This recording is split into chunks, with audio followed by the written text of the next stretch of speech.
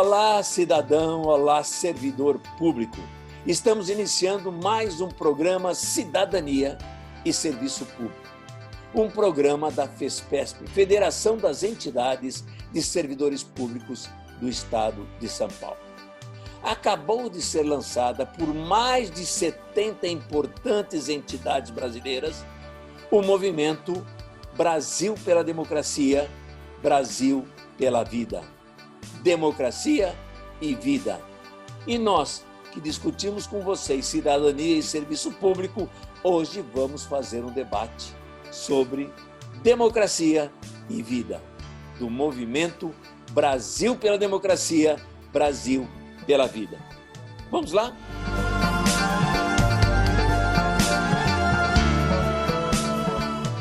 Estamos de volta com o programa Cidadania e Serviço Público, um programa da Federação das Entidades de Servidores Públicos do Estado de São Paulo, FESPESP, e um programa que hoje está conversando sobre Brasil pela Democracia, Brasil pela Vida. E os nossos convidados, Guilherme Nascimento, Michel Iório, Diógenes Francisco e Luiz Carlos Tolói Júnior, todos aqui da nossa FESPESP.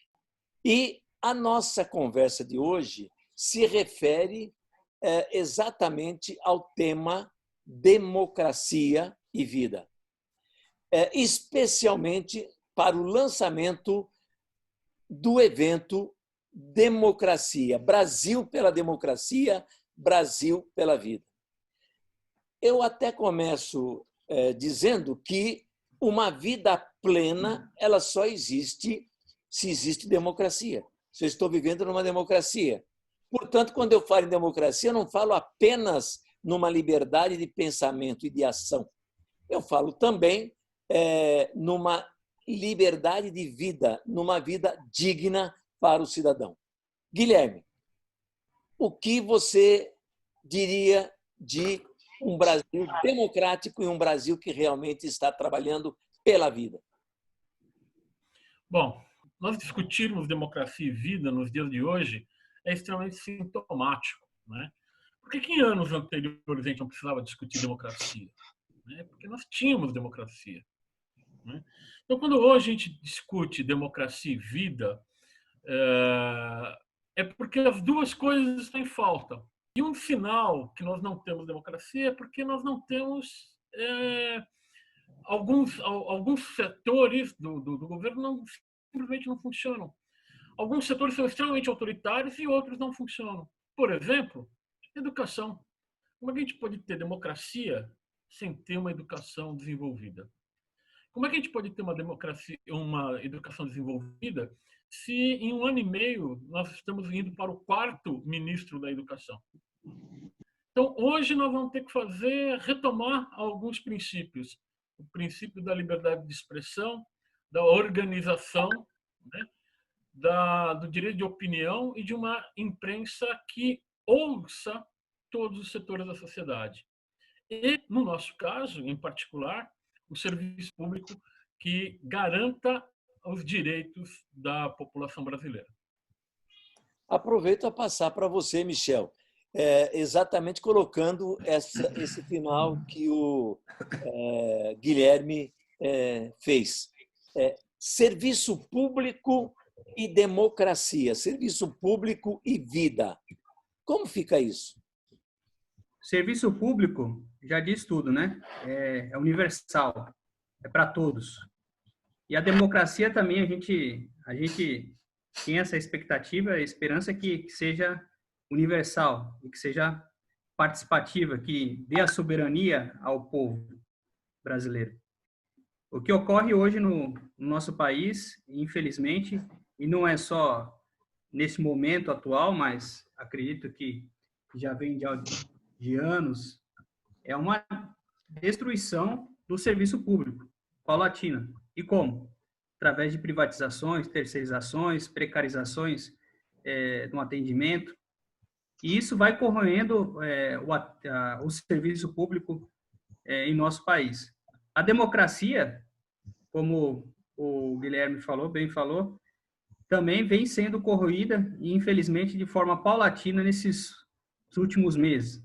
A gente tem visto ameaças às nossas instituições, ameaças à imprensa, ameaças aos nossos direitos e garantias que estão na Constituição.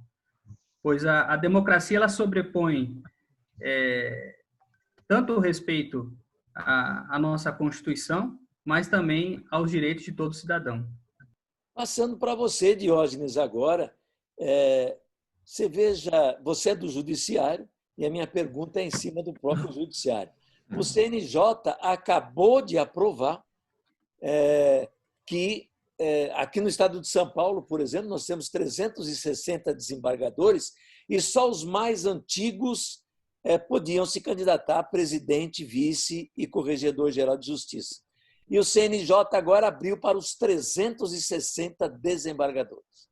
Então, 360 desembargadores agora estão livres para se candidatarem a estes postos, se quiserem. No entanto, na hora de votar, somente os 360 desembargadores votam. Nem os juízes participam dessa eleição da cúpula do Poder Judiciário. O Judiciário é democrático hoje? Góes, me permite fazer um parênteses antes de ir diretamente para a resposta da sua pergunta? Democracia, ela vem do grego, democrático, governo do povo, soberania popular, democratismo, que é doutrina ou regime político baseado nos princípios da soberania popular e da distribuição equitativa do poder. Ou seja, regime de governo que se caracteriza em essência pela liberdade do ato eleitoral, atenção, pela divisão dos poderes e pelo controle da autoridade e dos poderes de decisão e de execução. É bem pertinente a sua pergunta, porque é lá que eu vou chegar. No judiciário do Brasil inteiro, os tribunais não poderiam eleger seu presidente se não fossem os três mais antigos. O CNJ abriu agora para 360. No entanto, quem vota são os desembargadores. São 360 e poucos. Tem 2.500 juízes que não votam, mas 42 mil servidores também que não votam. Então, ou seja, nós não estamos ainda na democracia, como diz o dicionário, como a tradução aqui do termo democracia do grego para o português. Então, nós não estamos ainda numa plena democracia no Tribunal de Justiça. E, paralelo a essa questão, por que a democracia? Eu quero também entrar nessa questão da democracia e vida. Por que vida? Porque nas ditaduras, nos sistemas fechados de exceção, que corre mais risco é a vida. Então, nós estamos indo para o caminho, aqui no Brasil, se não estivermos atentos, e é muito bem-vinda essa união de todas as forças, de toda a sociedade brasileira, em defesa da ditadura e da vida. Porque a vida corre sério risco quando a democracia corre sério risco, como nós estamos vendo agora. Então, nós temos que lutar e unir. E, quiçá, teremos em breve um judiciário, não só de São Paulo, mas do Brasil inteiro, democrático. Que uma eleição que vota 360, onde o universo eleitoral teria que ser 45 mil, não podemos chamar de democracia. É uma meia democracia, se é que existe uma democracia. É isso. Tolói, você é agente fiscal de renda. Eu vou dirigir a pergunta para você, que tem a ver com a renda do brasileiro. Hoje nós temos um número enorme de brasileiros que não têm o direito de ter trabalho, que estão desempregados há anos, que moram mal, que recebem, quando estão empregados, um salário infinitamente baixo. Quem produz a riqueza do país são os trabalhadores. Mas esta renda ela está indo mais para os que vivem de financiamentos, que vivem do próprio dinheiro, do que os que produzem alguma coisa. Quando essa riqueza do Estado não é distribuída a todos os cidadãos, podemos falar de democracia? Primeiro, a gente tem que lembrar o seguinte: a democracia, nós começamos a partir para um estado pleno da democracia em 1988, né? E nós começamos a engatinharmos. Na verdade, nós estávamos passando por um processo de crescimento, de aplicabilidade, de envolvimento nas coisas públicas em prol da população. Então, a democracia, isso daí é a participação de todos. E, de repente, o que a gente vê, né, é uma interrupção, um querer interromper esse caminhar, esse progresso com uma democracia plena. Né? E isso que nós temos, na verdade, que nos engajar nessa luta, aí, como diz, pela democracia e pela própria vida. Né? E a hora que se fala, na verdade, em direitos das pessoas, em renda baixa das pessoas, em falta de estrutura e falta de oportunidade, né? Na verdade, isso daí ele tem a ver tudo com a desigualdade social. Tá? A desigualdade social. E essa desigualdade social, Gózi, né? Esse panorama que a gente tem no país, onde poucos ganham, né? Onde a riqueza está na mão de meia dúzia, né? Isso daí só vai, na verdade, melhorar no país quando nós combatermos a desigualdade social. Tá? E essa desigualdade social aqui, na verdade, o grande caminho para nós reduzirmos essa desigualdade social aqui no Brasil, o grande caminho é a democracia, né? Onde nós temos, na verdade, que encarar esses problemas que nós temos, né? Com a participação do povo, com a voz do povo, isso é democracia, né? E é um crescimento que a gente vem para fazer isso daí. Então, assim, olha, não dá se falar em distribuição de riqueza se nós não falarmos em redução da desigualdade social. É isso que tem que implementar aqui no Brasil. É isso que os governos têm que avançar para diminuir essa desigualdade, seja na educação, seja no saneamento, seja na saúde, seja na empregabilidade, seja nos direitos do cidadão. Pois é. Democracia e vida realmente andam lado a lado. Vida plena é vida democrática, com certeza. E eu vou colocar para vocês a questão da própria pandemia que estamos vivendo nesse momento. A gente sabe que a pandemia começou exatamente com a classe de maior poder aquisitivo, que ia para a Europa, voltava da Europa. Foi assim que chegou o coronavírus aqui. Poderia ter chegado de outra forma, mas foi assim que chegou. Atingiu os grandes centros. E agora ele está atingindo o interior do estado, a periferia, as favelas. Ou seja, nós não temos uma democracia preocupada com a vida. O pessoal que agora está tendo o problema com a pandemia é exatamente aquele que não tem poder aquisitivo, não tem água, não tem esgoto, é desempregado. Quem pode responder isso? Ô, Gózi, só fazer uma colocação. O vírus ele é democrático, né? Ele atinge a todos. Agora, os cuidados que deve ter, infelizmente, eles são para poucos. Para quem tem o maior poder aquisitivo, que possa pagar um plano de saúde top. Agora, quem precisa mesmo do atendimento universal no SUS, às vezes falta o atendimento de urgência, de emergência na sua comunidade, às vezes vai faltar a quantidade de enfermeiros ou de médicos no seu posto de saúde. Então, estamos aí... Pode falar, Guilherme. Então, acho que tem alguns pontos aí que a gente pode... que eles se encaixam, né? O Diógenes, quando fez a sua colocação inicial, falou no controle dos poderes, né? E para você ter controle de poder, você tem que ter transparência. O governo federal atual, uma das primeiras coisas que fez foi começar a minar o sistema de transparência nas contas do governo. Então, quando você destrói transparência, você começa a destruir democracia. O Tolói falou na questão da distribuição de renda, né? O governo atual é um governo que garante essa destruição da distribuição de renda. Tem uma concentração de renda cada vez maior que se traduz no que o Michel falou. Né? Aqueles que têm condições... A doença vem para todos, mas o tratamento não. O tratamento é diferenciado. Né?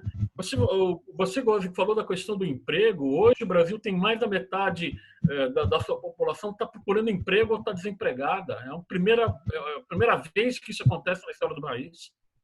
Né? Então, a destruição do emprego, a destruição do controle dos poderes, a destruição da oportunidade de ter educação, né? A gente não pode esquecer como que a pandemia foi encarada no mês de março. Quais foram as falas da presidência da República no mês de março, né? Na base que era subestimando, não considerando aquilo que a ciência preconizava. Então, quando você tem uma autoridade desse nível, destruindo um conhecimento, o resultado é esse que a gente vê, né? São 60 mil pessoas morrendo nesse país, quase 1,5 milhão de infectados, nessas condições que você está vendo. E qual vai ser a resposta quando você aposta em tanta destruição? Como é que você consegue se manter no poder? Só tem um caminho quando você aposta na destruição. O caminho é o autoritarismo. E é por isso que a gente precisa discutir democracia hoje. Porque a gente precisa romper esse ciclo, né? E hoje a gente tem mais um outro ponto, que é a questão da imprensa. A imprensa precisa ser livre. Lógico que ela precisa ser livre. Mas ela não pode também passar por um sistema de autocensura, onde determinadas forças políticas elas devem ter espaço dentro da imprensa, da grande imprensa. Não adianta só ouvir uma parte e meia. Tem que ouvir todo mundo. Todo mundo tem que ser ouvido. Diversos setores têm que ser ouvidos. Nós, funcionários públicos, devemos ser ouvidos. E nós não somos ouvidos. Determinados grupos políticos não são ouvidos pela grande mídia. E deveriam ser. Então, eu acho que é um momento extremamente importante, extremamente necessário nós discutirmos democracia nos dias de hoje. Diógenes? O IBGE, Instituto Brasileiro de Geografia e Estatística, acabou de divulgar os índices. O Guilherme colocou aí que realmente, né, desempregados são 87 milhões e 700 mil pessoas. Empregado, 85 milhões e um pouquinho. Ou seja, 87 milhões, se você multiplicar isso por 3 ou por 4, por 4 é muito grande, mas vamos por 2. Seria 160 milhões de pessoas que estão à margem hoje sem receber salário, né? E esses 85 milhões não quer dizer que esses 85 milhões que recebem salário são salários dignos. E interessante, porque juntamente com isso foi feita uma pesquisa também sobre as pessoas que estão pegando o transporte público, e foi divulgado hoje. São chapeiros, porteiros, faxineiras, guarda noturno, esse pessoal que, infelizmente, são menos aquinhoados, são os que necessitam trabalhar, não estão fazendo trabalho remoto.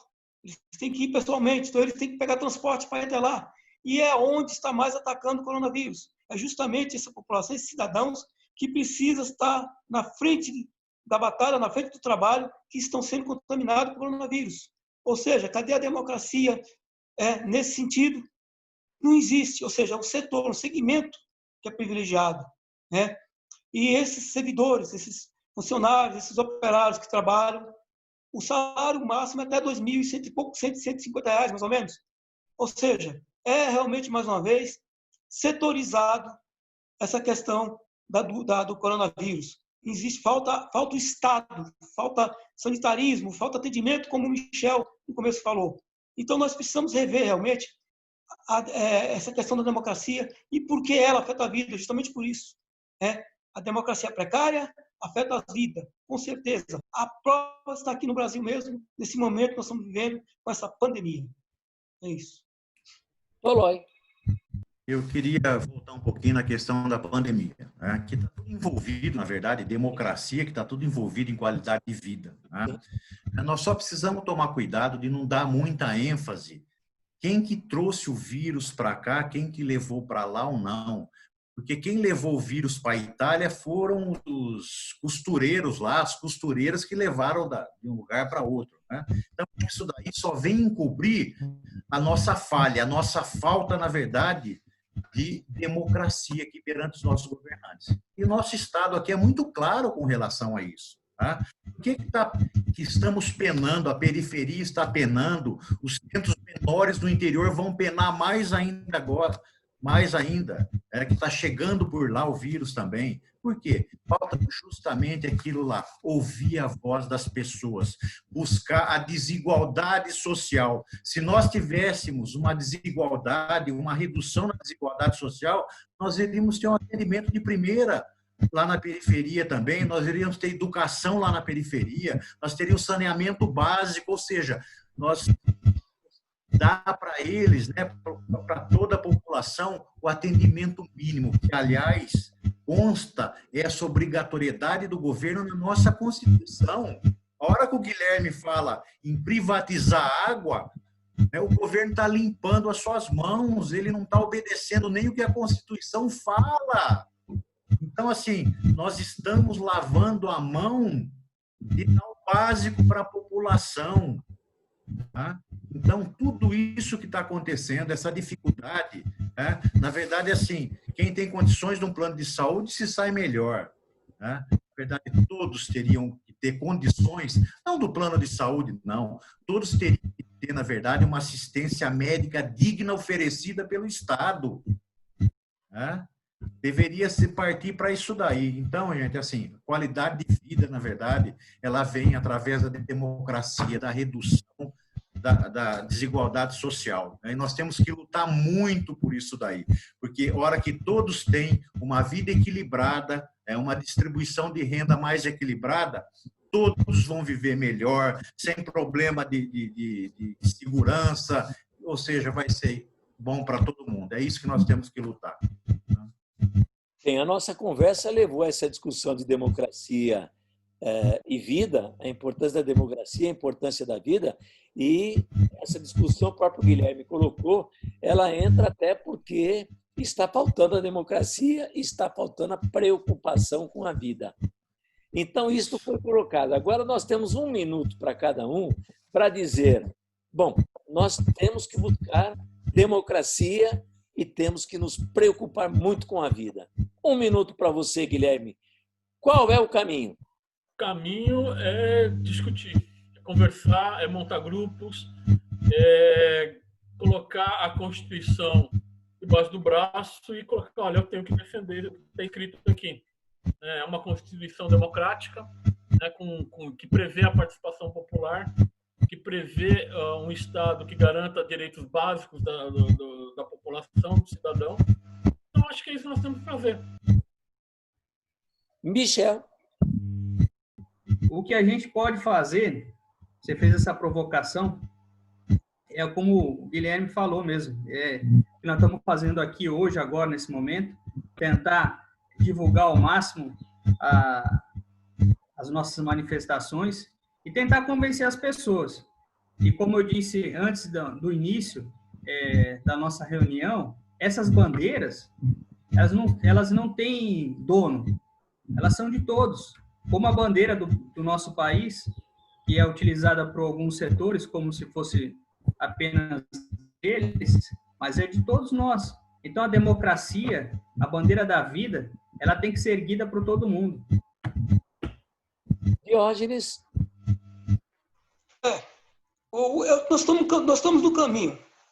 Não podemos parar de pensar no controle e na divisão dos poderes e desses poderes que, inclusive, têm um poder de decisão e de execução. Nós temos que estar atentos a denunciar sempre que houver falha deles. E o caminho é a sociedade como um todo, como está acontecendo agora com esse movimento, vários setores da sociedade, vários setores de todos os campos, sejam empresários, sejam estudantes, trabalhadores, imprensa, todo mundo unido em prol da democracia, porque a democracia é vida. Não temos uma saída mágica, mas nós temos que não nos calar, não parar. Como dizia o Caetano Veloso na música Divino Maravilhoso, é preciso estar atento e forte, não temos tempos de temer a morte. Então, esse é o caminho. Ou seja, não nos calarmos, jamais em hipótese alguma, porque nenhum dos 3 poderes tem um cheque em branco assinado para fazer o que quer. O controle é da sociedade nos 3 poderes, executivo, legislativo e judiciário. Só assim chegaremos a uma democracia plena, digamos. Muito obrigado. Tolói. Bom, eu acho que a primeira coisa foi falado aqui, nós temos que ter união, tá? União, na verdade, de todas as raças, de todas as cores, de todos os segmentos, né? E porque a vida, na realidade, ela não tem partido político, ela não tem cor, ela não tem, né? A vida é de todos, né? A vida é para todos e tem que ser para todos. Então temos que lutar muito. E então o que nós mais temos que buscar, na verdade, é a consciência das pessoas, né? E o engajamento das pessoas nessa luta pela democracia plena do nosso país, nessa luta onde, na verdade, o grande foco é a vida, é a busca do rompimento, da quebra da desigualdade social. Então, nós temos, na verdade, que nos engajar nesse movimento e trazer o nosso povo junto. Obrigado, Guilherme, pela participação. Obrigado, Michel. Obrigado, Diógenes. Obrigado, Tolói.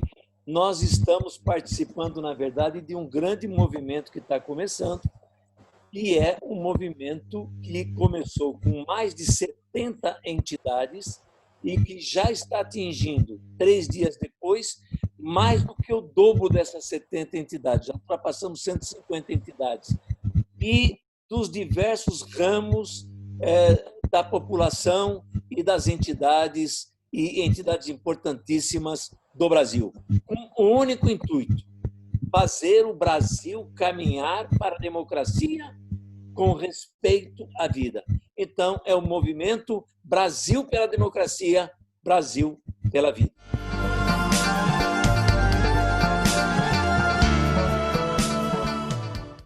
Chegamos ao fim de mais um programa Cidadania e Serviço Público. Um programa da FESPESP, Federação das Entidades de Servidores Públicos do Estado de São Paulo. Chegamos ao fim deste programa, mas este assunto continua no nosso programa de amanhã, domingo, a partir das 21 horas. Estaremos juntos com o pessoal da Pública Central do Servidor, discutindo exatamente sobre o movimento Brasil pela Democracia, Brasil pela Vida. Democracia e vida. Não perca o nosso programa de amanhã, domingo, com a Pública Central do Servidor, a partir das 21 horas. Até lá!